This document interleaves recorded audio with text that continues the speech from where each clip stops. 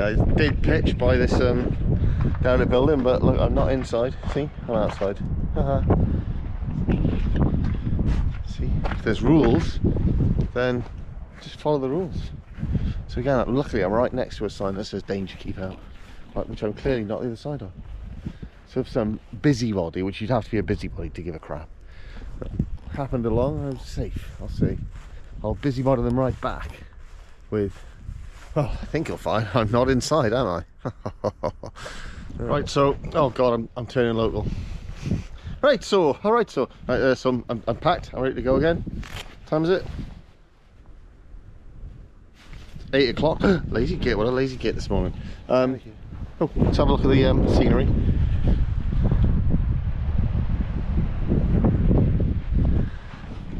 I've just come around the corner to a lovely view. I mean, half of it's lovely and half of it's not great. So there's the sort of view of the cliffs, a lovely little cove, and some very shapely peaks over there. That's what I'm not particularly enjoying. That is quite clearly an awful lot of rain, and I'm walking towards it, but it's pushing east, so hopefully it will have pushed the fuck away by the time I get there. Hello there, little calves, you okay, boys? Yeah, the cuties.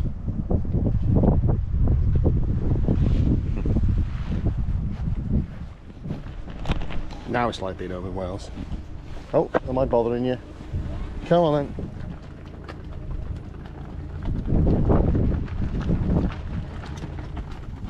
So I just stopped to have lunch.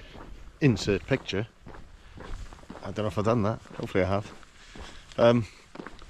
Little caravan essentially, with a picnic table, and he does toasties and little snacks like that. And a German guy, older German guy, done a cracking cup of coffee. So I had 2 of those, and I had a full fat Coke, because you don't drink Diet Coke when you're walking all day. I had a cracking poo, and it was a really good toilet that flushed well, which is, I don't know, there's something about, maybe it's being 52, but you know when I find a toilet that flushes really well, I'm just delighted. That kind of makes my day. The toasty made me was absolutely banging. I asked for the Buddha. I said, can you make me one with everything? So funny. Yeah, it was good. I enjoyed. Here we are. Look at that.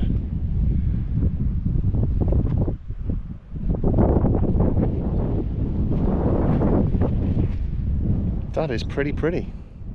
Yep. Pretty. Oh, the walk is actually on the beach, actually.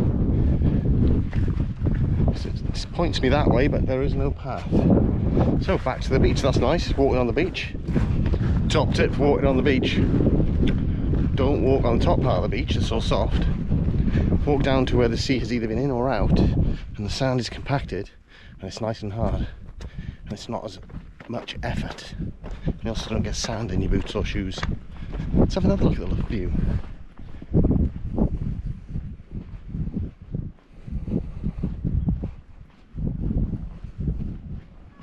Here we are.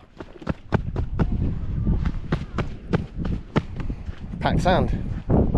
So I've got a variation on a theme now of my walk. Found a dead crab. He's dead. So this is an Irish crab, and it blows my mind that he doesn't know he's Irish. It further blows my mind he doesn't know he's dead. Stuff keeps me awake, guys. It keeps me awake. I've got most of the beach to myself now, which is lovely. There were some nice Irish people. I had a lovely chat with them. They were, what do they say, go where your heart tells you to go. So I discussed my option of the pub or the mountain. Have I told you that?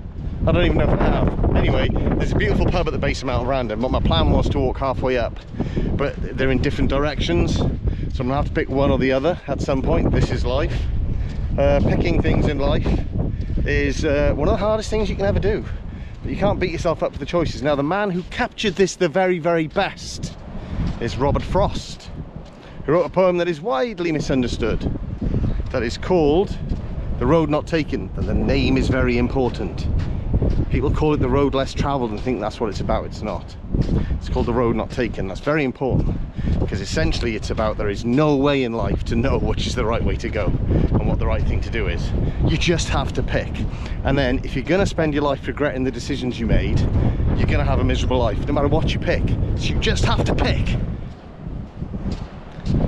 Two roads diverged in the yellow wood. I'm sorry I could not travel both and be one traveller. Long I stood and stared down one as far as I could to where it bent in the undergrowth, then took the other as just as fair, and having perhaps the better claim because it was grassy and wanted wear. Though as for that, the passing there had worn them really about the same, and both that morning equally lay in leaves no stepper trodden black. Oh, I kept the first for another day, yet knowing how way needs on to way, I doubted if I should ever come back. I shall be telling this with a sigh somewhere ages and ages hence. Two roads diverged in a wood, and I took the road less travelled by, and that has made all the difference. So there are a few ways to interpret it, but essentially you can read the poem as regretful if you like, or you can read the poem as hopeful if you like. So you can read it as a hopeful sigh, I'll be telling this with a sigh, I'm happy with my decisions, or I'm telling this with a sigh. And it's a very clever poem like that. There are multiple ways you can interpret the actual sort of emotion in it, but essentially the gist of it is you could just make a decision, guys. Just choose something. Yeah, and don't flip-flop. Pick, commit, see how it goes.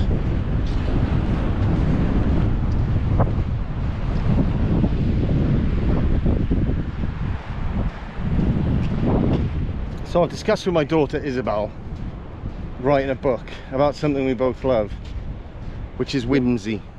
I want to call it In Pursuit of Whimsy, and this is exactly what I'm talking about right in front of me. If you are not interested in looking in rock pools, I don't care how old you are, if there's something wrong with you, see a doctor, one of those head doctors, because it's never boring to look in rock pools. I don't know what about them. They're tiny little biospheres of extremely robust critters that have to tolerate vast temperature differences from really warm in the day to really cold when the sea comes in, and they have to be buffeted by rocks and waves and God knows what, and they manage to survive. So I have never tired of looking in rock pools, because crabs, funnily enough, they're not overly keen on being eaten by seagulls, so they tend to hide under rocks. They also have great camouflage. But evolution is nothing if not a bastard, and so it gives the crabs camouflage, but it gives the seagulls insanely good eyesight, so they can see the little buggers. And that is what we call an evolutionary arms race. And that is why certain critters, it is 100% perfected. They could not get better eyesight, and they could not get better camouflage, because if one is beating the other, guess what happens? One of those species probably goes extinct, as 99.9999999999999999999% of all creatures that ever existed are gone from this earth forever, dead as the proverbial dodo. Yeah, so you're never too old to look in rock pools, you're never too old to build sandcastles, you're never too old to build dams, you're never too old to go camping, you're never too old to have a fire. The only thing you should really grow out of, that almost no one does, is whinging. If you want to know what whinging is, just open Facebook, scroll for about 5 minutes, that's whinging. Almost all of it. The best, how do you know you're whinging? It's really simple, and this is captured best in the seminal 1990s werewolf movie set in the Scottish Highlands, Dog Soldiers, which is the single greatest depiction of British squaddies of all time. Challenge me in the comments. Where one of the protagonists asks one of his colleagues, will you stop whinging? And he says, I'm not whinging. He says, your lips are moving, you're complaining, you're whinging. Simple. Or typey typey type, complaining, you're whinging. Stop it. It's for children. Yeah. Here we are. Whoop. Beautiful scenery. Same beach. Started down there. Now up here. Well, I don't know where the path is now though. I think it's up there. The rocks look climbable. But let's have a look at some rock pools first. Yay. Right. This is Crab Hunt Live. Oh, we got fishes. Ah, we got a crab. There he is. Where'd he go? Where'd he go? Where'd he go? Where'd he go? There he is.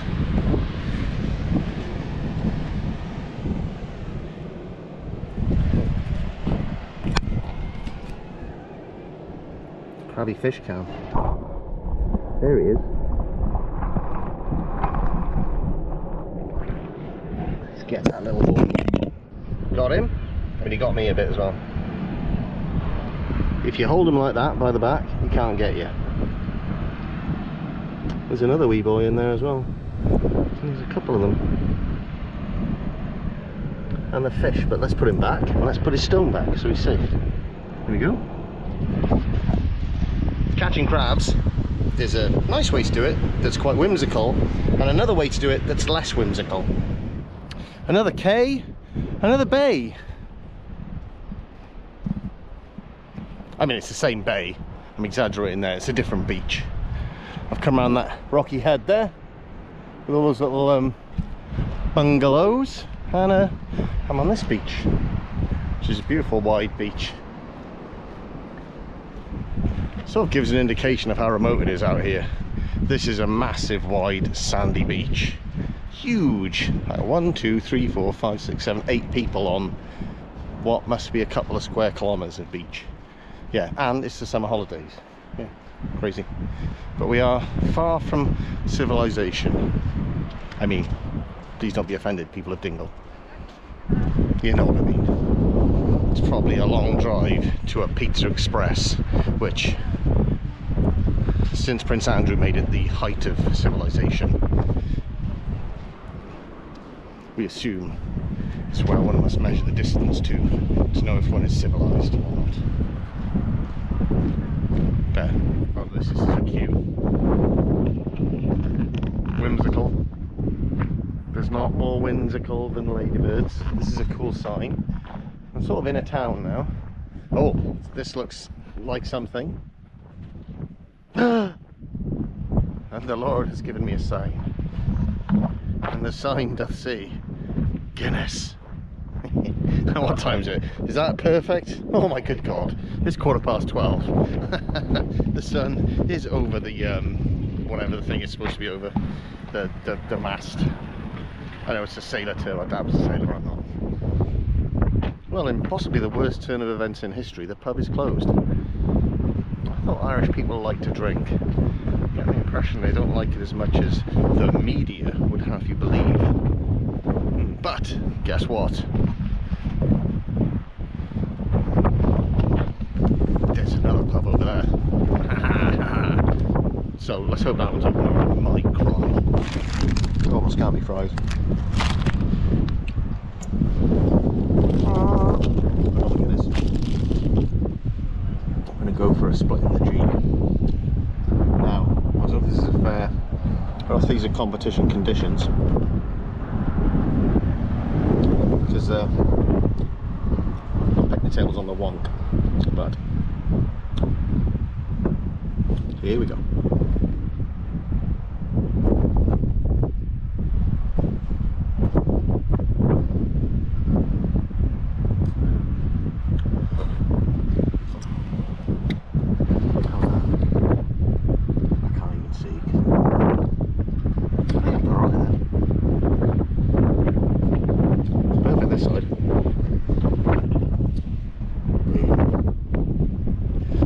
Definitely on to a less disappointing, just the roads. The scenery's been amazing throughout, but path-wise, disappointing. But now we're on some great proper coastal path. Like we had the beach earlier, now we're on this. We're right along the cliffs.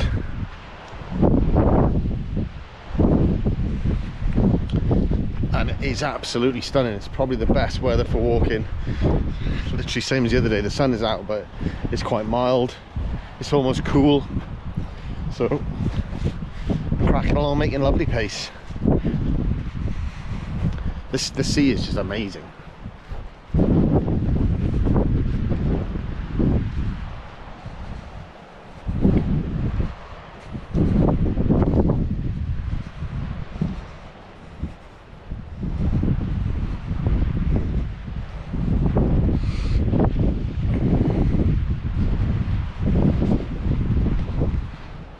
That's it. It's about as far west as you can get. Go any further west and you're in America. Over there somewhere. Beautiful little river. Just come to. Whoa, nearly went in it. Jesus. Oh, it would have been great footage. I'm sorry guys that I didn't fall in. Simply that you could all laugh. It's quite deep and I might have died. Nice river, Bat. Oh, thanks, Bat. You bought it yourself? Oh, yes. Where'd you get it from? IKEA self-assembly it was, Bat. Oh, lovely. 1999. Fantastic value there, isn't it, Bat? Oh, that's cracking. Couldn't get it in the car though. I'd have it delivered. Oh, they deliver a river? Yeah, they do. Oh, that's stunning. Stunning. So, when I can feel myself slowing down and I get going again, this is the beat that my heart skipped. This is what I put on. It's got a great cadence. It's got a great band, Dan Lasac vs Scroobius Pip, from their seminal hip hop album Angles. Look it up, buy it.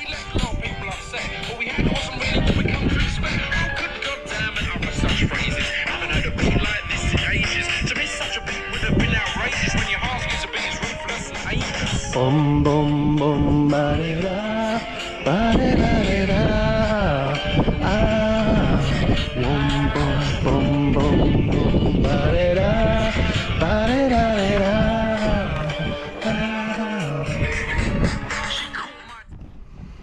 Instructions for Egypts.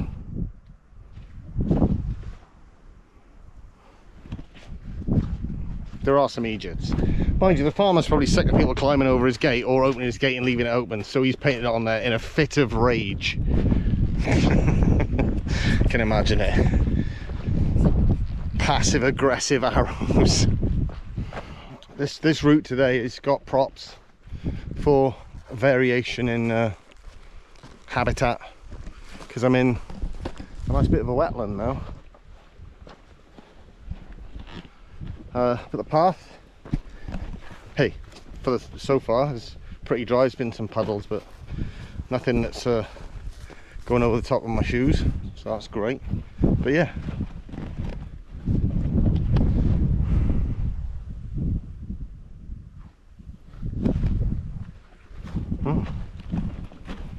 beautiful. Seen a couple of dragonflies. It was meant today. I love them. I met a couple on the beach way back in Smethwick Bay about 20 kilometers ago, who said there's a pub called the Ann Bothar. There she blows. And they'll let you put your tent up in their little garden for a small fee. And that was better than my original plan, which was to head up the mountain, find somewhere I could pitch my tent. I wasn't too concerned about that, but it's really windy.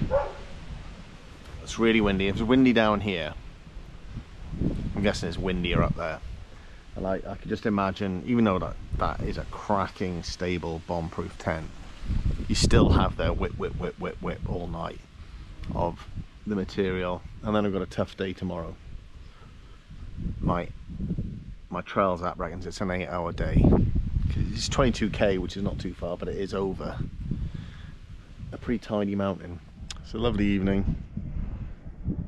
Behind the pub we have trainee hamburgers, as I like to call them, and lots of them. Sorry boys. Eat your grass while you can. Look at that view though, Jesus, sun's just gone down. It's amazing, but yeah. Trainee hamburgers, they're working hard.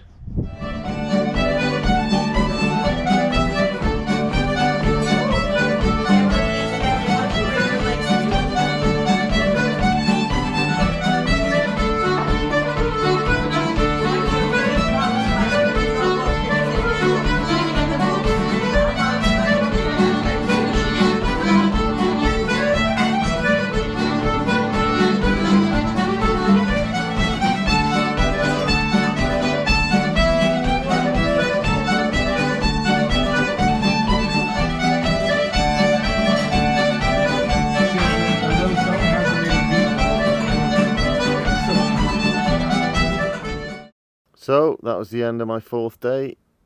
Beautiful scenery that day. Wonderful fish soup that I had wherever I could get. That one wasn't creamy, that chowder. That little river that I nearly fell in with beautiful views north and south. Really stunning. And then the best view of all, the whiskey that I tried to get through. Couldn't quite manage it. But my Guinness and little friend, there they are. And that beautiful sunset. Absolutely like the hill was on fire. And then on that day I managed 30,000 steps and 25 kilometers. And as always, thank you for watching. Bye bye.